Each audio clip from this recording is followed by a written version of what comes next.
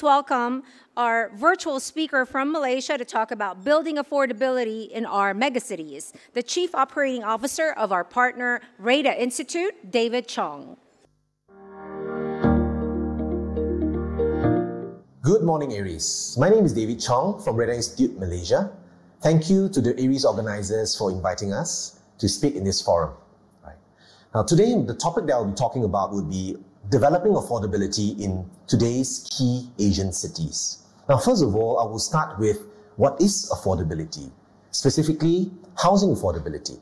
Now, housing affordability could be divided into first component about rental affordability, whether someone could afford a monthly rental to have a roof over their heads. Secondly, about home purchase, to purchase a home, right? The affordability in purchasing a home. So there are two components to this, right? So the affordability that we're going to talk about here is whether someone, a person, an individual, or a particular household will be able to service their rental comfortably or service their home loan repayment comfortably without a strain, without impacting their financial strain or, creating a financial strain to them, right? There are many models, around the world to measure affordability, housing affordability, right? There's the median multiple income model, there's the housing cost burden model, there's the residual income model.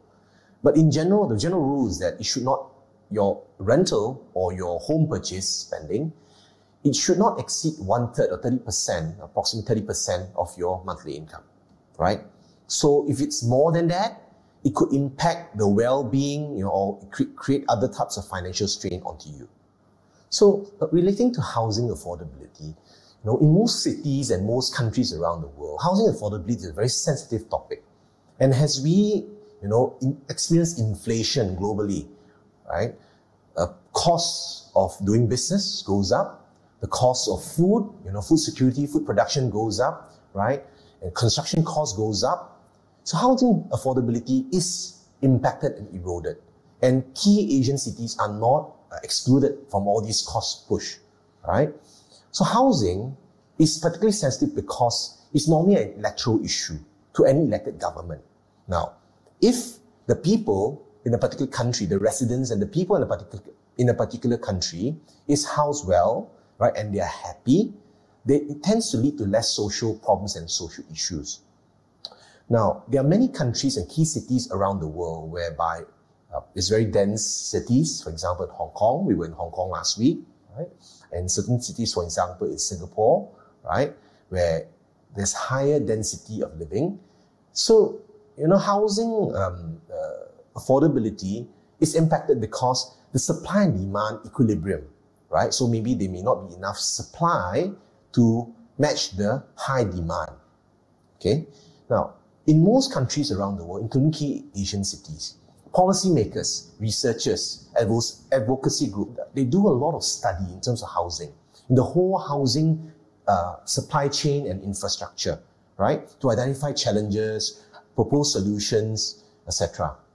Most of the time, right, government policies determine housing affordability in a particular country. Right. In addition, of course, you have natural factors such as land availability and also population as well. Okay, so at the end of the day, every government in most countries around the world, they would want to make sure that housing affordability, housing issues are dealt with to ensure that the government of the day, gets the vote and the mandate of the people.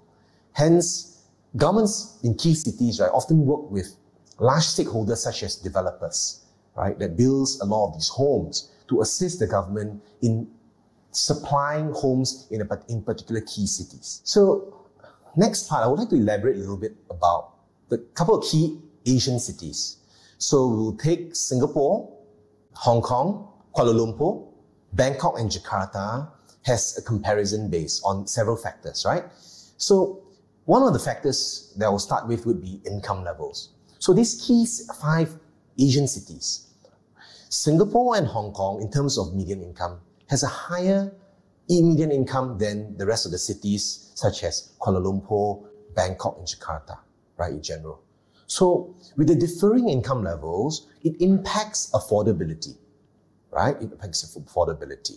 So, however, the fact that Singapore and Hong Kong has a higher median income level does not necessarily mean that housing affordability in these countries are better. Not necessarily, right? Because there are other factors that comes into play, right?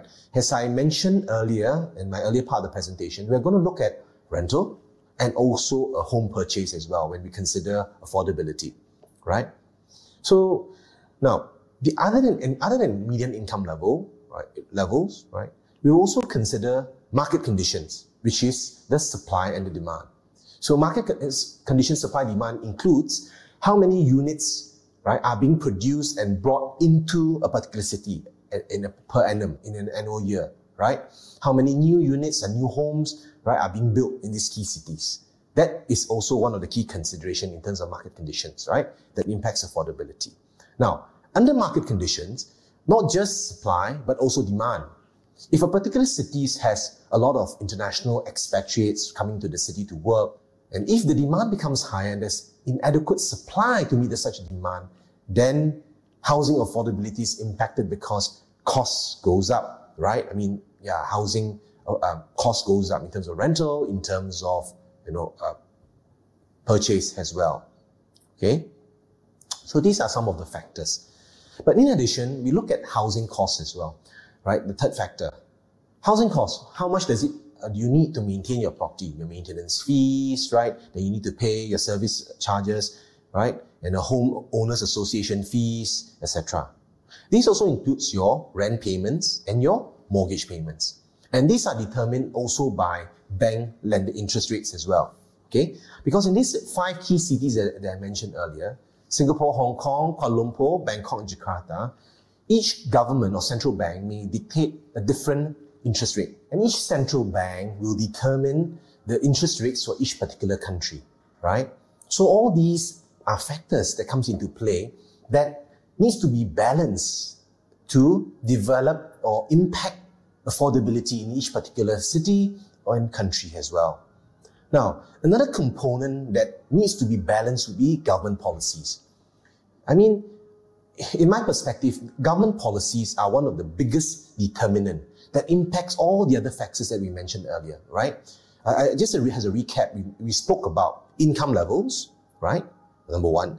Number 2, market conditions, which is the supply and the demand component, okay? Number 3, right, housing costs, okay? Number 4, interest rates. So government policies impact all these particular components, right? And hence, every government that comes in, or new government that comes in, or every politician that comes in, they may advocate for certain types of affordability model or housing model, right, during their tenure, okay? And frankly speaking, most governments of the day, they are always trying to find new ideas, new models, so that they can realign housing affordability in a particular key city or country as well, right? Let me give you some examples of key government policies. This includes things like subsidies. So for instance, in Singapore, if you're a home buyer, a new home buyer, subject to you meeting certain criteria, the government may, right, give you certain grants to purchase a home, okay?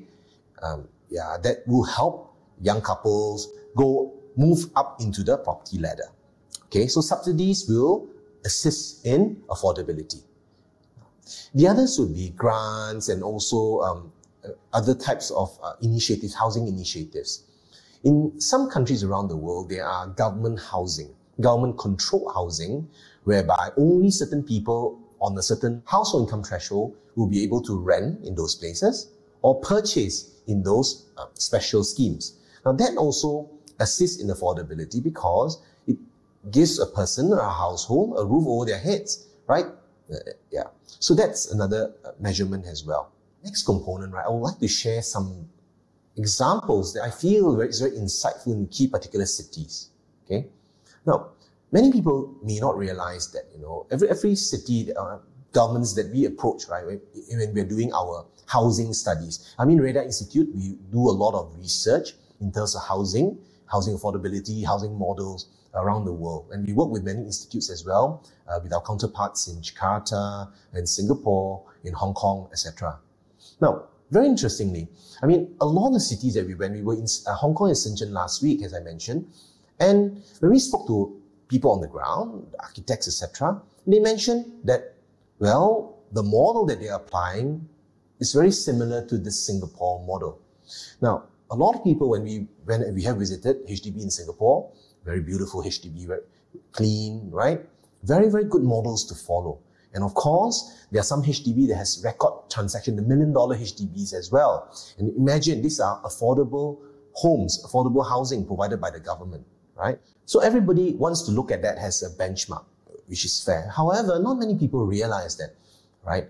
HDB also incurs a deficit, right? Has a cost to provide all these housing for Singapore, for very lucky Singaporeans. And based on data, I mean, I was just looking at the newspaper some weeks back, and I think HDB incurred about more than 5 billion Sing dollar in deficit for financial year 2022. Okay, so it means to say, to ensure housing access to to Singaporeans, the government of Singapore, right, incurs costs and deficit to ensure that people are happy.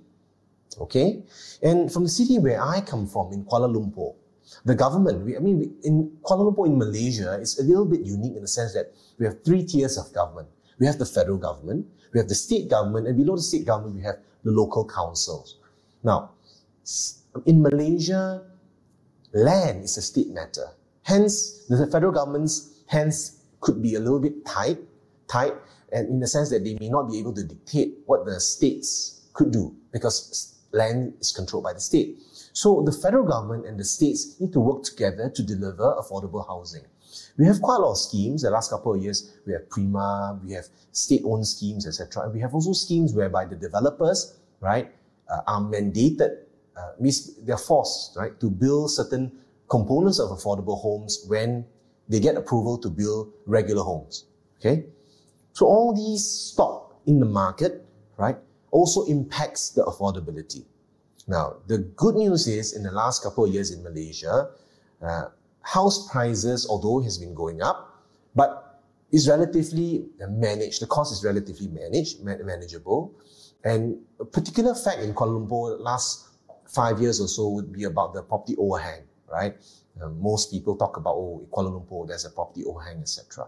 Because there's a particular definition by NAPIC, our National Property Information Center, that says that if the particular property is completed but unsold for 9 months, is deemed as an overhang property. So these numbers have been going the last couple of years, but in the last year or so, the numbers, a lot of it has declined. The numbers of overhang has declined, which is in a way good news, right? And then we have Hong Kong, where only about 20-30% of the island is developed, and the rest of it is hills and land. But the part that is developed is very, very high density as well. So in cities like Hong Kong, right, housing affordability is always an issue. And how does the government do it? They work with the Urban Redevelopment Authority, the URA, and private developers as well to supply housing into the city. Okay, so that's a little bit about a snapshot about housing affordability, right? My conclusion is this. Okay, there are many factors impacting affordability in key cities, right? So, but who controls or who has the power in a way to assist in affordability? And as I said earlier, most of the time it would be the largest stakeholder, which is the government. Of course, there are also external factors, right? The general economy, right? External economy, right? And also urban population, migration, aging, etc., right? The population age. Okay. So that's a little bit a snapshot from me, right, on developing housing affordability in key ASEAN cities. If any of you are interested to discuss further on housing affordability research, whether you're a government, you're a think tank, or whatever NGO you're from, kindly contact us, and we'll be glad to meet up and share some of our research papers with you, right? We'll be launching a new research paper in April 2024, right? And we look forward to engaging with housing think tanks and housing NGOs across the region and across the world globally, right? To exchange views on housing affordability. That's it for me. I'm David Chong, right, the CEO of REHDA Institute from Kuala Lumpur. Thank you, and we hope you have a good session the rest of the day as well.